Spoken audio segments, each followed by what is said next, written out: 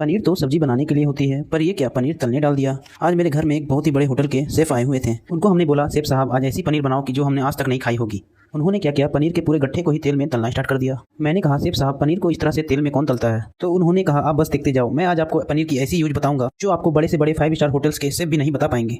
मैंने कहा, वाह, फिर तो आज मजे ही आ जाएंगे। उन्होंने पनीर को तलने के बाद एक पानी के कटोरे में डाल दिया। मैंने कहा, शेफ साहब पहले तो आप पनीर को तल लेते हो, उसके बाद आप इसे पानी में क्यों डाल रहे हो। तो उन्होंने कहा, पानी में डालने से पनीर सॉफ्ट रहेंगे और इसका सारा तेल पानी में ही छूट जाएगा। उसके बाद उन्होंने उसी तेल में 4 साबुत प्याज, 3 हरी मिर्च और कुछ लहसुन भी डाल दिए। फिर मैंने शेफ साहब से पूछा कि अब ये क्या कर रहे हो शेफ साहब, क्योंकि मैंने कभी इस तरह से प्याज को हरी मिर्च और लहसुन के साथ तेल में तलते हुए नहीं देखा। फिर वो बोले, सारा खेल तो इसी में है मेरे भाई। मैंने कहा, अच्छा। इसके बाद उन्होंने इसमें 3 टमाटर भी डाल दिए। मुझे तो कुछ समझ में ही नहीं आ रहा था ये क्या हो रहा है। उन्होंने 3-4 मिनट तक सारी चीज़ों को तलने के बाद उसे एक प्लेट में निकाल लिया। मैं मन ही मन सोचा, अब ये क्या करने वाले हैं। उतने में ही उन्होंने कुछ काजू और बादाम को भी इसी तेल में तलने डाल दिया।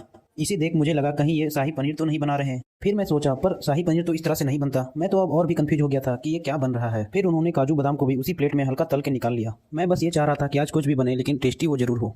फिर उन्होंने सारी चीज़ों को मिक्सी के जार में डालकर उसका पेस्ट बना लिया। अब उन्होंने गैस में एक कढ़ाई चढ़ाई और उसमें हल्का तेल डाल दिया। तेल गर्म होते ही उसमें 2-3 तेज पत्ते डाले और बारीक कटे हुए लहसुन डाल दिया। फिर उसमें 2-3 कटी हुई हरी मिर्च भी डाल दी। फिर उसे हल्का भून लिया। हल्का भूनने के बाद उसमें थोड़ी सी बारीक कटी हुई प्याज भी डाल दिए और प्याज को गोल्डन ब्राउन होते तक भून लिया। उसके बाद उसमें जो प्याज काजू टमाटर वाली पेस्ट तैयार की थी ना, वो भी डाल दिए और उसको अच्छे से मिक्स कर लिया। अब मुझे थोड़ा थोड़ा समझ आ रहा था कि ये क्या होने वाला है। अब मिक्सी में जो थोड़े मसाले बचे थे उसमें थोड़ा पानी डाल के हम इसी में डाल देंगे और फिर इसको अच्छे से चला लेंगे। इसमें से बहुत ही बेहतरीन खुशबू आना स्टार्ट हो गए थे। कुछ मिनट इसे चलाने के बाद इसमें स्वाद अनुसार नमक डाल देंगे। इसकी खुशबू इतनी प्यारी आ रही थी कि क्या बताऊं आपको। फिर उसमें उन्होंने कुछ मसाले डाले, जैसे लाल मिर्च पाउडर, धनिया पाउडर और हल्दी पाउडर। फिर उसको खूब अच्छे से भूनने लगे। भूनते भूनते वो इतने अच्छे से भून गए थे कि वो मसाले एकदम आधे हो गए। जब मसाले अच्छे से भून गए तब उन्होंने उसमें पानी डाल दिया। आपको जितनी ग्रेवी करनी है उस अनुसार पानी डाल सकते हैं। पानी डालते ही जैसे उबाल आना स्टार्ट हो गया, उसमें जो पनीर हमने तला था उसको भी छोटे छोटे टुकड़ों में काट कर इसी में डाल देना है। पनीर को कढ़ाई में डालते ही कढ़ाई का दृश्य ही कुछ और लगने लगा था। बहुत ही सुंदर सा क्रीमी क्रीमी दिख रहा था। पनीर को अच्छे से मसाले में मिलाने के बाद उसमें उन्होंने पनीर मसाला और कस्तूरी मेथी के पत्तों को भी डाल दिया, जिससे पनीर का स्वाद और भी बढ़ जाए।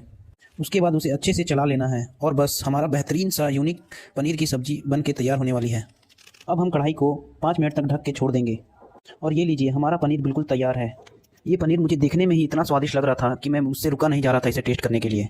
और जब मैंने इसे टेस्ट किया, इसका टेस्ट इतना अच्छा था कि बड़े से बड़े होटल और रेस्टोरेंट को भी आराम से फेल कर दे।